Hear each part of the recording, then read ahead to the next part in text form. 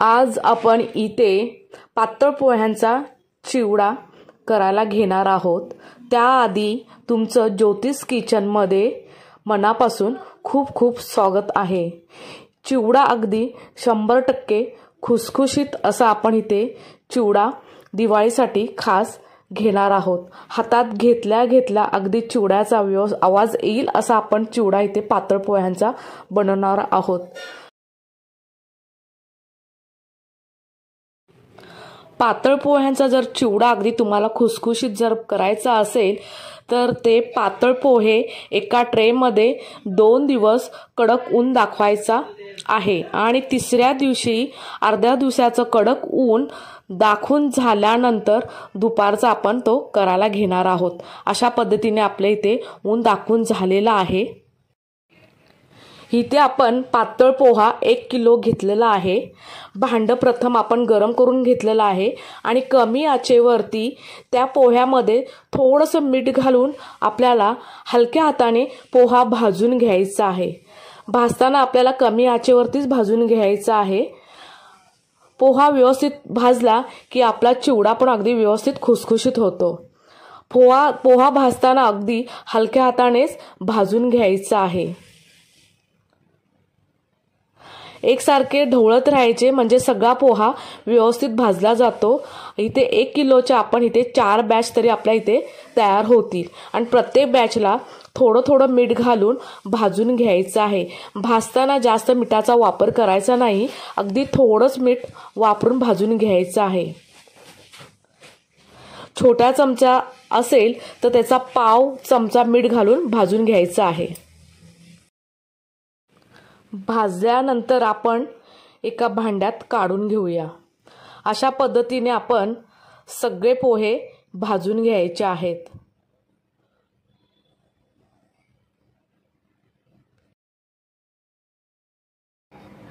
इथे आपला सगळा पोहा भाजून झालेला आहे।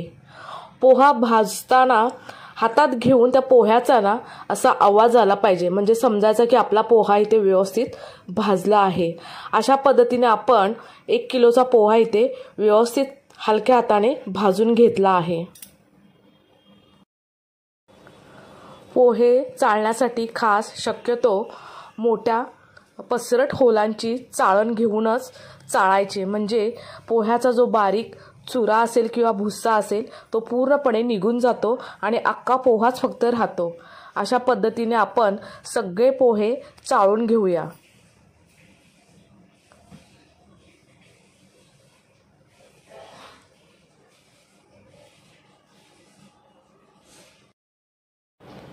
एका भांड्यात आपण पोहे काढून घेऊया। अशा पद्धतीने सगळे पोहे आपण व्यवस्थित चाळून घेऊया। पूर्ण अख्खा पोहाच आपण चाळून घेतलेला आहे। सगळे पोहे आपण इथे चाळून घेतलेले आहेत आणि साफ पण करून घेतलेले आहेत। एखादा जर बारीक कच वगैरे असेल तर तो निघून जाण्यासाठी आपण इथे पूर्णपणे व्यवस्थित साफ करून घेतलेले आहेत। आता आपण इथे चिवडा करायला घेऊया।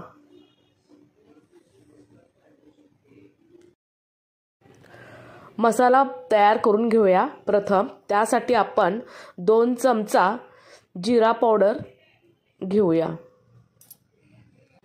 2 चमचे धना पावडर घेऊया,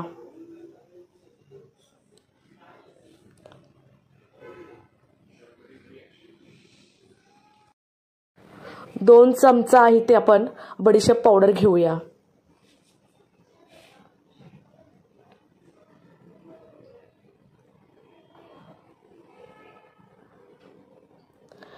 1 चमचा इथे आमचूर पावडर घेऊया,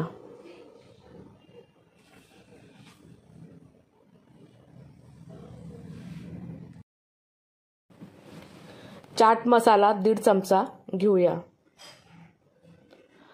1 चमचा काळं मीठ घेऊया, रोजचं खायचं मीठ चवीनुसार घेऊया।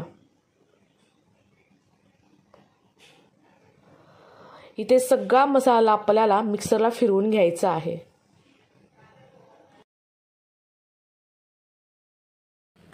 मिक्सरला अगदी बारीक करून घेतलेला आहे। म्हणजे चिवड्याला आपला पूर्ण मसाला अगदी व्यवस्थित लागला जातो आणि चिवड्याची चव पण अगदी खूप छान येते। 20 ते 22 इथे मिरच्या मध्यम तिखटाच्या घेतलेल्या आहेत। मिरची बारीक चिरून घेतलेली आहे आणि लसूणचे 4 गड्डे इथे सोलून घेतलेली आहे आणि कढीपत्ता इथे घेतलेला आहे। इथे पूर्ण आपण चिवड्यामध्ये हे सगळं आपण घालून घेणार आहोत। लसूण आपण इथे ठेचून घेतलेली आहे। लसूण पूर्णपणे आपल्याला चिवड्यात कुरकुरीत लागेल अशा पद्धतीने लसूण, शेंगदाणे, खोबरं आणि मिरची, कढीपत्ता हे सगळं जे काही आपण घालणार आहोत ते पूर्णपणे सगळं आपल्याला इथे तळून घ्यायचं आहे। तळण्याआधी आपण हे सगळं पूर्ण साफ पण करून घेतलेलं आहे। आता आपल्याला इथे खोबऱ्याचे काप पण करून घेतलेले आहेत। प्रथम आपण खोबरं तळून घेणार आहोत। खोबरं तळताना आपल्याला इथे अगदी पूर्ण कमी आचेवरती एकसारख्या खोबऱ्याच्या कापात तळून घ्यायचे आहेत। थोडासा नॉर्मल अगदी ब्राऊन कलर येईल अशा पद्धतीने आपल्याला इथे खोबरं तळून घ्यायचं आहे। जेमतेम आपल्याला खोबऱ्याच्या कापा चिवड्याबरोबर खुसखुशीत लागतील अशा पद्धतीने आपल्याला इथे तळून घ्यायच्या आहेत। अगदी हलक्या हाताने तळायच्या आहेत। व्यवस्थित जर एकसारख्या आपल्या खोबऱ्याच्या जर कापा चांगल्या तळल्या गेल्या तर आपला पूर्ण चिवडा अगदी व्यवस्थित दीड एक महिना चांगला खुसखुशीत चांगला राहतो आणि चिवडा पण छान लागतो। म्हणून तर आपल्याला इथे हलक्या हाताने तळून घ्यायचे आहे। आता इथे आपले खोबरं तळून झालेलं आहे। आता आपण काढून घेऊया। काढताना पूर्ण आपल्याला इथे तेल नितळवायचं आहे। नितळूनच पूर्ण काढून घ्यायचं आहे।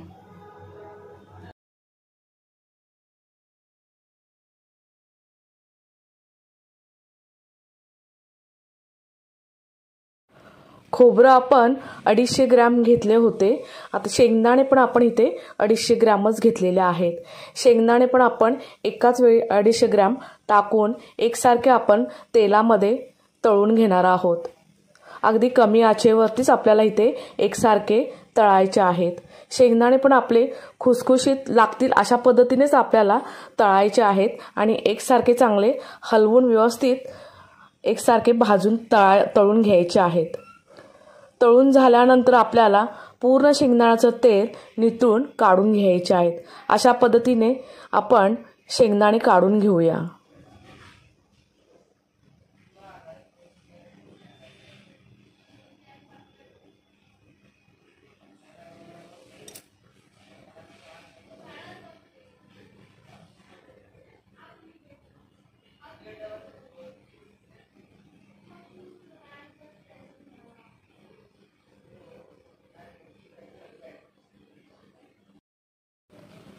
चण्याची भाजकी डाळ 250 ग्रॅम घेतलेली आहे। ती पण आपल्याला इथे तळून घ्यायची आहे। भाजकी डाळ शक्यतो जास्त तळून घ्यायची नाहीये, कारण का बराच वेळ जर आपण तिला असं एकसारखे ढवळत राहिलं आणि एकसारखे आपण तेलामध्ये तळून घेतले तर ती चिवट होते। त्यामुळे थोडीशीच नॉर्मल आपल्याला तेलामध्ये तळून घ्यायची आहे। आता आपण काढून घेऊया। पूर्ण तेल व्यवस्थित नितळून काढून घेऊया।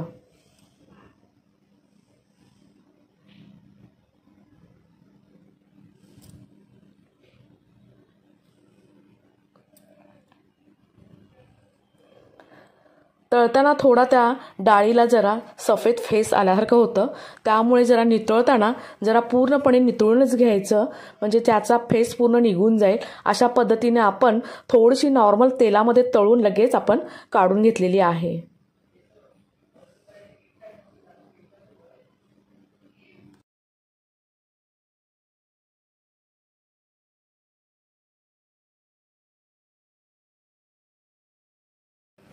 लसूण इथे ठेचून घातलेली आहे तेलामध्ये। लसूण पूर्णपणे खुसखुशीत लागल अशा पद्धतीने आपल्याला ब्राऊन कलरवरती तळून घ्यायची आहे। शक्यतो लसूण ही अगदी कुरकुरीत लागली पाहिजे। जर लसूण व्यवस्थित जर तळली नाही तर चिवडा पूर्णपणे आपला मऊ पडू शकतो। त्यामुळे तळताना व्यवस्थित एकसारखे तळून घ्यायचं आहे आणि पूर्णपणे तेल निथळून काढायचं आहे। आता आपण लसूण आपली पूर्णपणे शेकून झालेली आहे, तळून झालेली आहे। आपण तेल निथळून काढून घेऊया।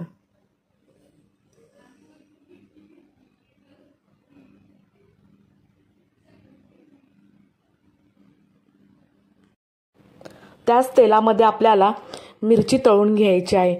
मिरची पण अगदी कुरकुरीत लागेल अशा पद्धतीने तळून घ्यायची आहे।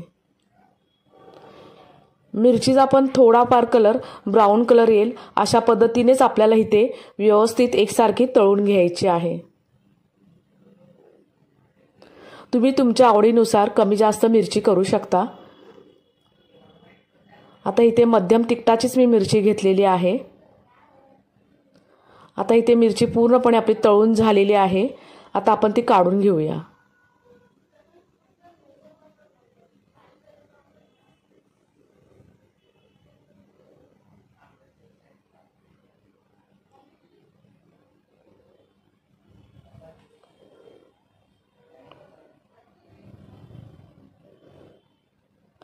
राहिलेल्या तेलामध्ये आपल्याला आता कढीपत्ता पण आपल्याला तळून घ्यायचा आहे।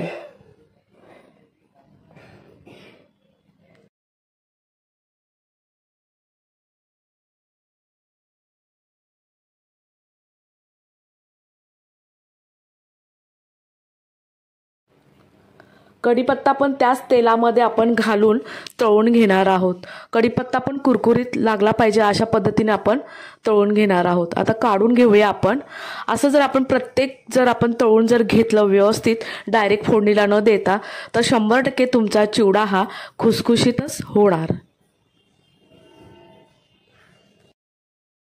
इथे एक जाड पसरट भांडं घेतलेलं आहे आणि त्यामध्ये आपल्याला इथे अर्धा पेला तेल घालून घेतलेलं आहे। भांडं पूर्णपणे तापल्यानंतर आपण तेल घालून घेतलेलं आहे। तेल पूर्णपणे व्यवस्थित गरम झाल्यानंतर इथे मोहरी घालून घेतलेली आहे। मोहरी पूर्ण अगदी तडतडली पाहिजे अशा पद्धतीने आपण पूर्ण तेलामध्ये तिला तडतडून द्यायची आहे। इथे आता हळद 1 चमचा घालून घ्यायची आहे। हळद घातल्यानंतर आपल्याला हळद घालून झाल्यानंतर आपण गॅस घालून दुसऱ्या साईडला भांडं ठेवून दिलेलं आहे। त्यानंतर आपण जे काय तळलेले होते शेंगदाणे, डाळ आणि खोबरं त्यामध्ये इतरही पोहे आपण मिक्स करून घेणार आहोत। मिक्स करताना सगळीकडे आपलं व्यवस्थित शेंगदाणे, डाळ, खोबरं पूर्णपणे व्यवस्थित सगळ्या पोह्यांना एकसारखे लागले पाहिजे। त्यानंतर आपण कमी गॅसवरती परत पुन्हा पातेलं ठेवून थोडे पोहे वगैरे ते सगळं मिक्स केलेले जे आहे ते थोडे आपण इथे घालून घेणार आहोत।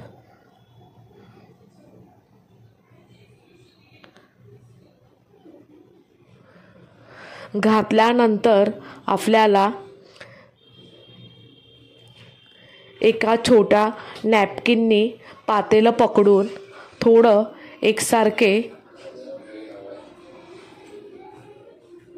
एकसारखे असे थोडं हिसके देऊन पूर्ण हळदीचा कलर पोह्यांना चढेल असं करून घ्यायचं आहे। आता इथे आपले पोहे घालून झालेले आहेत।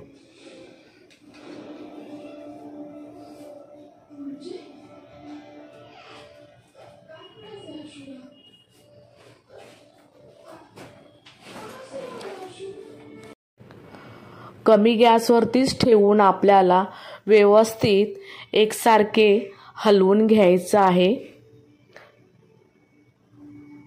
पूर्ण हळदीचा कलर आपल्या सगळ्या पोह्यांना चढेल अशा पद्धतीने आपल्याला एकसारखे चांगले व्यवस्थित ढवळून घ्यायचं आहे।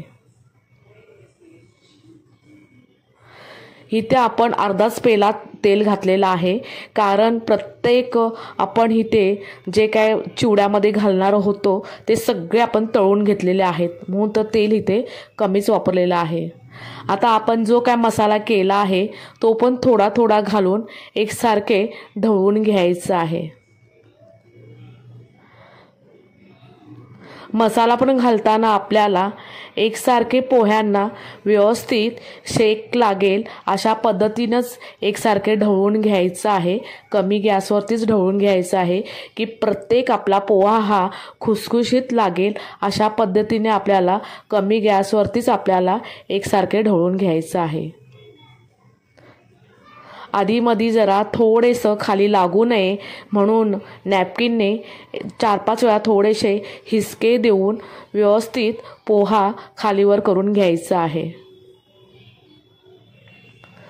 प्रत्येक पोह्याला व्यवस्थित आपला मसाला लागेल अशा पद्धतीने आपण एकसारखे ढवळून घ्यायचं आहे आणि पोहा पण आपला एकसारखा व्यवस्थित चांगला शेकला जातो आणि चिवडा पण अगदी व्यवस्थित खुसखुशीत होतो आणि टिकतो पण चांगला आणि लागतो पण चांगला। जेमतेम आपल्याला इथे 15 मिनिटं तरी एकसारखे व्यवस्थित ढवळून घ्यायचं आहे कमी गॅसवरतीच।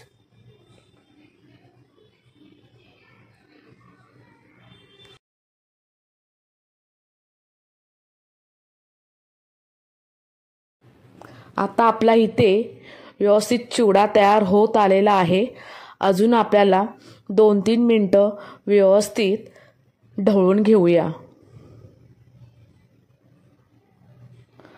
पूर्ण चिवड्याला आपला इथे कलर पण अगदी छान आलेला आहे, एकसारखा सगळीकडे कलर आलेला आहे।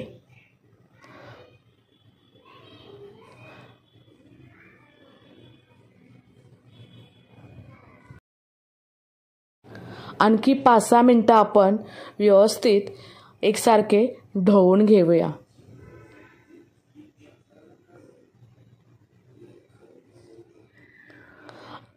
आता आपला पूर्णपणे इथे चिवडा तयार झालेला आहे। गॅस घालून आपल्याला थोडे आणखी एकसारखे ढवळून घेऊया आणि 2 तास आपण थंड करत ठेवणार आहोत। 2 तासांनी थंड झाल्यानंतर आपण इथे 4 चमचा पिठी साखर घालून घ्यायची आहे। पिठी साखर गरम असताना घालायची नाही, नाहीतर तिच्या छोटे छोटे खडे तयार होतात चिवड्यामध्ये। आपण पूर्णपणे आधी 2 तास चिवडा थंड करून घेतलेला आहे। थंड झाल्यानंतर आपल्याला 4 चमचे पिठी साखर थोडी थोडी घालून एकसारखे ढवळून घेतलेले आहे।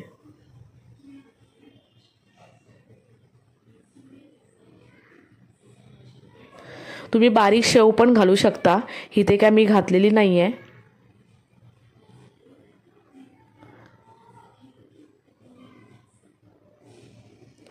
एखादी दुसरी जर साखरेची बारीक खडा जर सापडला असेल तर चमच्याने जरा फोडून एकसारखे करून घ्यायचे आहे। इथे आपली पिठी साखर पण घालून झालेली आहे, तुमच्या आवडीनुसार तुम्ही कमी जास्त करू शकता। इथे आपला अगदी पूर्णपणे चिवडा तयार झालेला आहे आणि कलर पण अगदी सुंदर छान आलेला आहे।